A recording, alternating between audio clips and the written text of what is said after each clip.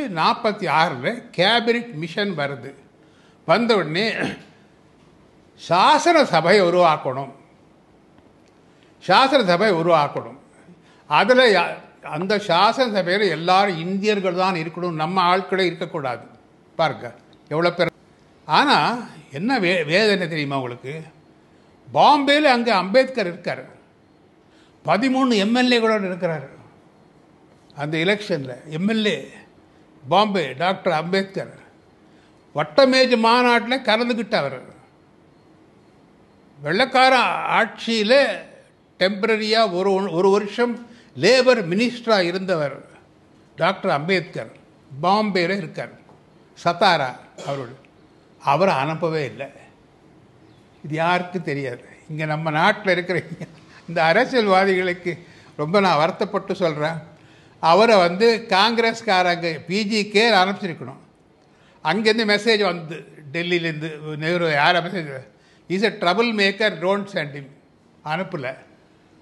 சாசன சபைக்குள்ளேயே வர முடியல. இனி இப்போ இருக்கிற அரசியல்வாதத்தை கேட்டு பாருங்களேன், ஒருத்தருக்கு தெரியாது.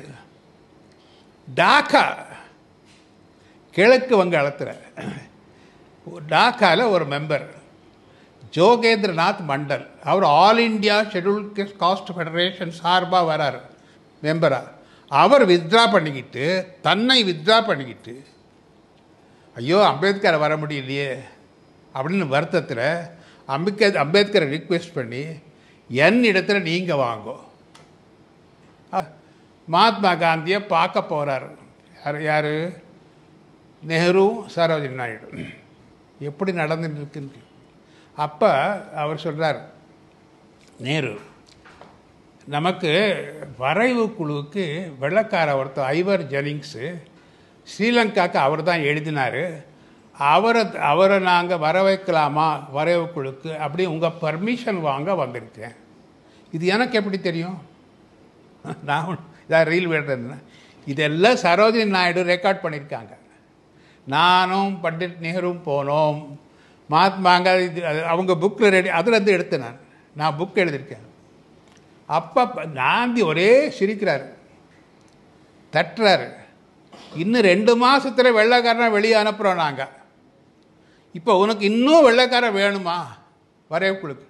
நம்மக்கிட்ட அம்பேத்கர் இருக்கார உறுப்பினரா, சாதாரண உறுப்பினரா, அவரை பயன்படுத்திக்குங்க. அவரை வரைவுக்குழுவில் போட்டுங்க. அவரை ஃபர்ஸ்ட் லா மினிஸ்டராக பண்ணுங்க. யார் சொன்னது? Mahatma Gandhi. That is how he becomes. இது முடிஞ்சுது. இது ஒரு கட்டம். இப்போ இதோட எந்த அளவுக்கு அம்பேத்கர் புறக்கணிக்கப்பட்டார் என்பதற்காக உங்களுக்கு சொன்னேன். பிற்காலத்தில் அது இன்னும் சொன்னேன்னா இன்னும் வருத்தப்படுவீங்க. சாசனத்தின் அடிப்படையில் முதல் பொது தேர்தல் நடக்கிறது 52. 52 அம்பேத்கருக்கு காங்கிரஸ் டிக்கெட் கொடுக்கல. அவர் சுயேட்சை, அவர் தனியாக நிற்கிறார். அவரை எதிர்த்து ஒரு காங்கிரஸ் உறுப்பினரை போட்டு நேரு அங்கே போய் கேன்வாஸ் பண்ணி அம்பேத்கரை படுதோல்வி அடைய வைத்தார். இன்றைக்கி அம்பேத்கருக்கு காங்கிரஸ்காரங்க எல்லாரும் போய் மாலை போடுறாங்க. ஜவஹர்லால் நேருடைய வேலை 2 தடவை ரெக்கார்டட்.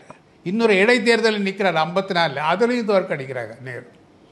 புரியுது அவங்களுக்கு? அவருக்கு பாரத ரத்னா அவங்க கொடுக்கவே இல்லை. இன்னைக்கு பிறகு